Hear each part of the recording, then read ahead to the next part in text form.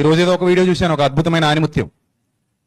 ఆవిడంట phone లో balance అయిపోయిందంట, net balance. మా ఇంట్లో నెట్ అయిపోయి ఇబ్బంది అయ్యింది. నెట్ బ్యాలెన్స్ అయిపోతే రాత్రి గట్టిగా ప్రార్థన చేశారంట మొగుడు పెళ్ళం.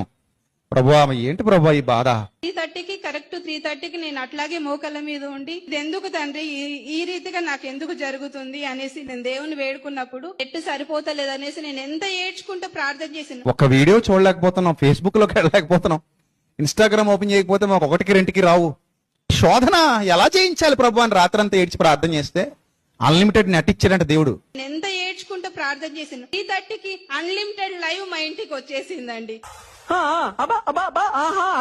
రాత్రంతా నెట్ బ్యాలెన్స్ అయిపోయినా కూడా ఇంకా అది ఎలాగొస్తుందో పరలోకం నుంచి వచ్చేస్తున్నాడు సిగ్నల్. 24 అవర్స్ చూసినా గానీ అయిపోయినంత నెట్ దేవుడు మాకు ఇచ్చేసినాడు. పిచ్చోళ్ళ గురించి వెంటనే కానీ లైవ్ లో ఇదే చూడటం. నెట్ వాడుతూనే ఉన్నారంట, అవ్వలేదంట. ఈ చిన్న సాక్ష్యం దేవుడు దీవించిన గాక అయ్యగారు అమ్మగారు చేసిన ప్రార్థన వల్ల మేము బ్యాలెన్స్ వేసుకోకుండా మాకు ఏమొచ్చింది? నెట్. సిగ్గుందా అసలు? ఏంటి అసలు ఇది? ఎవడు చెప్పమన్నాడు మిమ్మల్ని ఎవడు అడిగాడు అసలు? మిమ్మల్ని క్రైస్తవులని ఎవడు చెప్పాడు అసలు? ఎంతకాలం ఇంకా దేవుని నామాన్ని అన్యుల మధ్యలో అవమానానికి హేళనకు గురి చేస్తారు? ఇది ఈనాటి క్రైస్తవ